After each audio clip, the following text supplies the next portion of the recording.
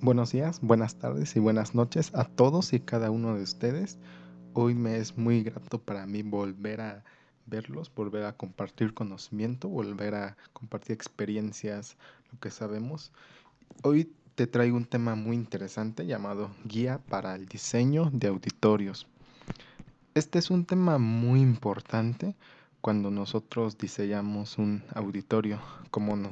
Ustedes saben, los arquitectos muchas veces solamente las personas piensan que nosotros solamente diseñamos casas, pero nosotros como arquitectos tenemos la capacidad para diseñar cualquier tipo de proyecto o edificio. Con el tiempo vamos especializándonos y por consecuencia enfocándonos en un tipo de proyectos. En el tipo de proyectos como auditorios, son proyectos grandes, en algunos casos públicos y también privados. Los auditorios son un punto muy importante y clave porque aquí conviven muchísimas personas.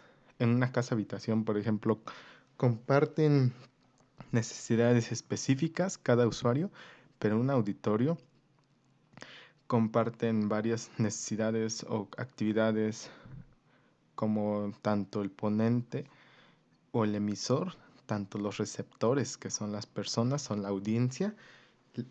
Tenemos que cuidar muchos aspectos, desde la iluminación. Lo clave también es la audición. Esa es una de las partes claves en los auditorios y en lo que muchos fallan.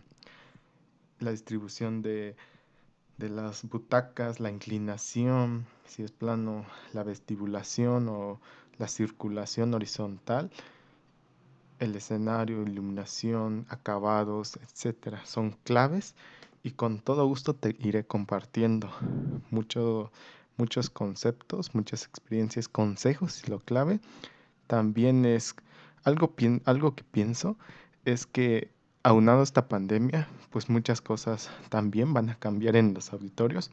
Hasta hoy en día los auditorios son muy poco visitados por consecuencia de la magnitud de personas que pueden tener estos espacios arquitectónicos. Algo que quiero destacar es que los auditorios, las principales necesidades que este debe de cumplir es la comunicación y expresión y creación artística. ¿A qué me refiero con esto? Es el hecho de comunicar, por ejemplo, un orador, un ponente, un conferencista, desde una sesión de preguntas, por ejemplo, un conversatorio, una presentación de una orquesta, de un solista, de una triada, de un grupo de personas. Hay diferentes tipos de auditorios y también diferentes tipos de público, mejor dicho, tipos de emisores o personas que están encima del escenario, con diferentes perspectivas o perfiles. Algo muy importante también es que el fenómeno sonoro es clave en un auditorio. Yo pienso que es una de las cosas más importantes en el auditorio, porque gracias a esto va a determinar el éxito o el fracaso de un auditorio.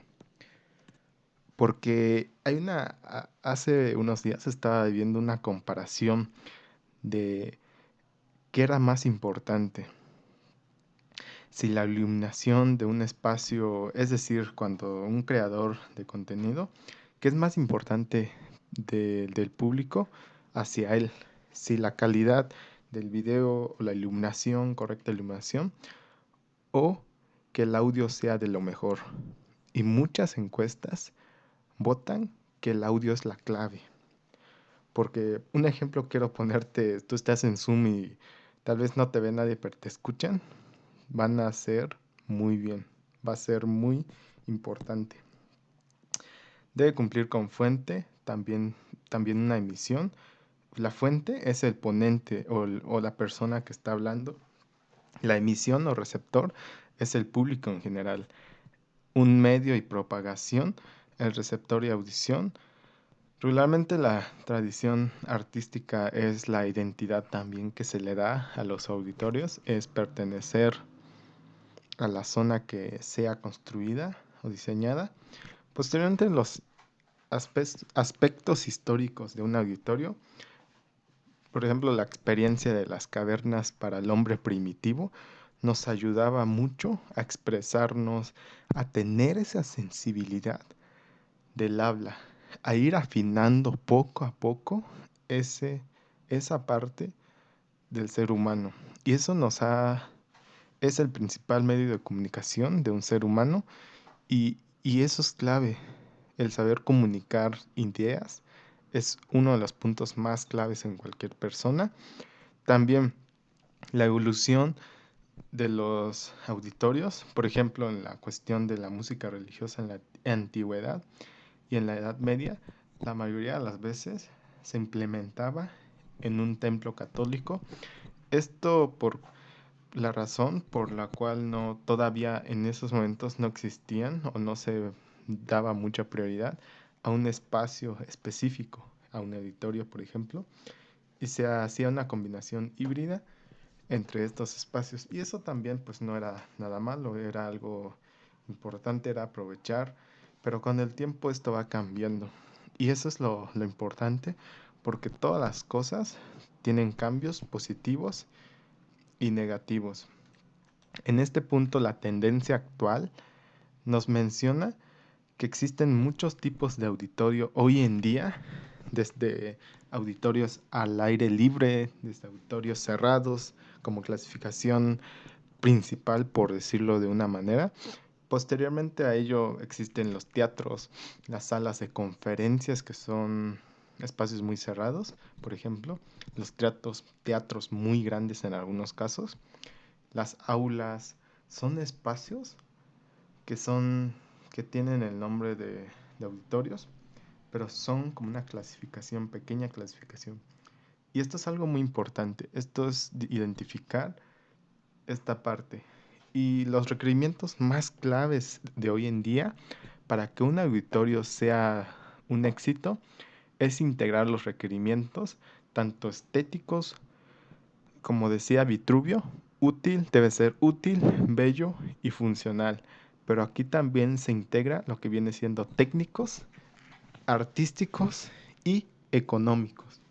Y algo que yo añadiría de hoy en día es las propuestas o las nuevas tendencias del diseño arquitectónico en la nueva normalidad. ¿Por qué? Porque hay muchas cosas, hay pequeños cambios que en esta pandemia que todavía muchos seguimos. Por ejemplo, México todavía sigue en eso. Y se generan cambios importantes.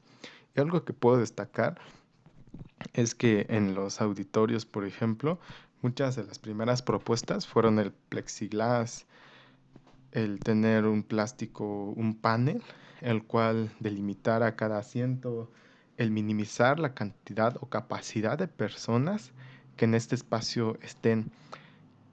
Y hay muchas cosas que debemos de cuidar más adelante, como viene siendo la ventilación correcta en estos espacios. Por ejemplo, el tomar decisiones que afectan las condiciones, hay decisiones que afectan las condiciones auditivas de un auditorio. Por ejemplo, la forma de un auditorio es algo muy, muy diferente. Las dimensiones, hay prototipos, pero también varían un poco. El volumen, disposición, tratamiento de distintas superficies, equipamiento interior, la mayoría de las veces es similar. Tienen como principios. Lo que busca aquí cambiar un poco es adaptarlo, adecuarlo a cada tipo de auditorio. También aunado a eso la distribución de butacas, hay como ya un patrón y el volumen de la audiencia también es un punto importante a destacar. Posteriormente, el auditorio multipropósito es un espacio que permite la utilización de distintos programas. Por ejemplo, desde presentar orquestas, desde presentar conferencias, el de dar una pequeña charla, etcétera. Eso es un auditorio multipropósito y regularmente, desde mi perspectiva, es un muy buen tipo de auditorio porque te permite generar varias actividades en un auditorio y eso se agradece. Y eso es algo muy importante, que si se logra en un auditorio te puede ahorrar mucho dinero con el paso del tiempo. Solo que debe de diseñarse con muchas necesidades más o darles el plus para que sea todo un éxito. El nivel sonoro adecuado, es decir, que la gente se encuentre lo más cerca del orador o el ponente, porque eso nos ayuda a tener una mejor conexión, una mejor escucha, un mejor sonido por parte del emisor, tanto del receptor.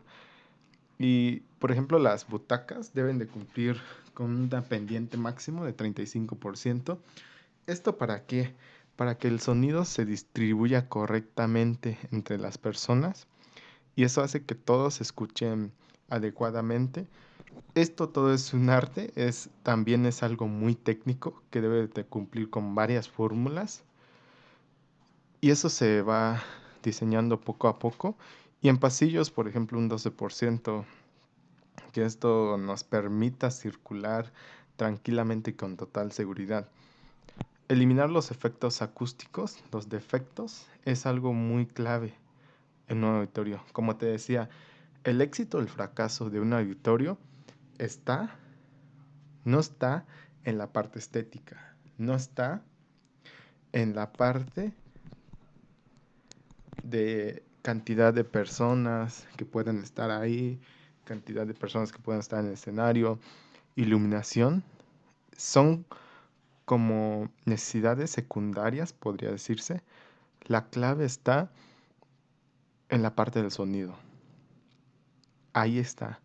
Y el eco como sonido reflejado en cualquiera de las superficies de, de un auditorio, el concepto es la precisa y altamente indeseable repetición de la señal original.